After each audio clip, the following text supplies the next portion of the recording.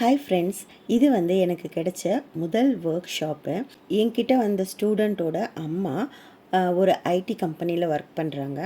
அவங்க மூலிமா எனக்கு கிடைச்ச ஒர்க் ஷாப் ப்ராஜெக்ட்டு. இதை நான் சோலோவாக தான் பண்ணினேன். இதில் ஒரு 14 மெம்பர்ஸ் கலந்துக்கிட்டாங்க.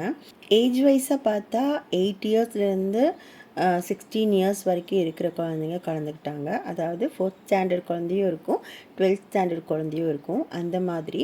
ஸோ அவங்களுக்கு தகுந்த மாதிரி நான் டிஃப்ரெண்ட்டாக பிக்சர்ஸ் எடுத்துகிட்டு போனேன்.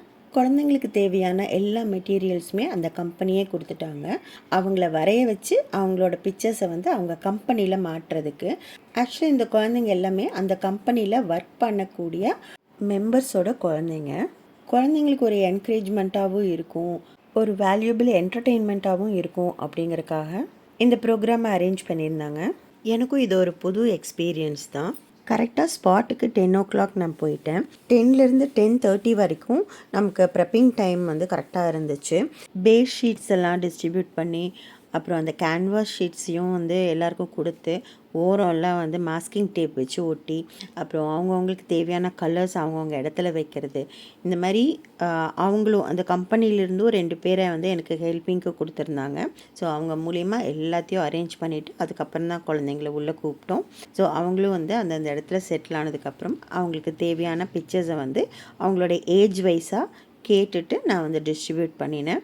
செல்ஃப் இன்ட்ரடக்ஷன் கொடுத்ததுக்கு அப்புறமா ஆர்ட் மெட்டீரியல்ஸை எப்படி யூஸ் பண்ணணும் அப்படிங்கிறத பற்றின இன்ட்ரோ கொடுத்தேன். ஸோ கலர்ஸை எப்படி யூஸ் பண்ணணும், எந்த அளவு கன்சிஸ்டன்சியில் வச்சுக்கணும், ப்ரஷ் எப்படி ஹோல்டு பண்ணணும், ப்ரஷ் எப்படி க்ளீனாக வாஷ் பண்ணிக்கணும், கையில் ட்ரெஸ்லாம் ஆகாமல் எப்படி பெயிண்ட் கரெக்டாக யூஸ் பண்ணணும் அப்படிங்கிற எல்லா இன்ஸ்ட்ரக்ஷன்ஸும் அவங்களுக்கு கொடுத்துட்டு அதுக்கப்புறம் தான் ட்ரேஸ் பண்ணுறதுக்கு விட்டோம். ட்ரேஸ் பண்ணிவிட்டு அவங்க கலரிங் அதுக்கப்புறம் ஸ்டார்ட் பண்ணாங்க. எங்களுக்கு கொடுத்த டைமிங் பார்த்திங்கன்னா 3 hours தான்.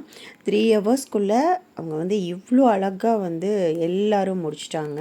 ஸோ ஃபைனல் அவுட்புட் அவங்க கம்பெனிலேயே எல்லாத்தையும் ஃப்ரேம் பண்ணி இப்போ மாட்டி வச்சுருக்காங்க. ரொம்ப ரொம்ப அருமையாக இருக்குது. இந்த ஒர்க் ஷாப் எனக்கு ரொம்ப என்தூசியாஸ்டிக்காக இருந்துச்சு. இந்த ஒரு ஆப்பர்ச்சுனிட்டி எனக்குள்ளே இருக்கிற ஒரு திறமையை வெளியில் கொண்டு வந்த மாதிரி இருந்துச்சு. ஏன்னா எவ்வளோ பேர்த்த நம்மளால் மேனேஜ் பண்ண முடியுமா அப்படிங்கிற ஒரு விஷயம், அவங்கள கரெக்டாக முடிக்க வைக்கணும், ஒரு ஃபைனல் டச்சப் நானும் அங்கே கொடுக்கணும் அப்படிங்கிறதெல்லாம் எனக்கு ரொம்ப பெரிய சேலஞ்சிங்காக இருந்துச்சு. பை காட்ஸ் கிரேஸ் ரொம்ப சூப்பராக முடிஞ்சுச்சு. Thank you friends.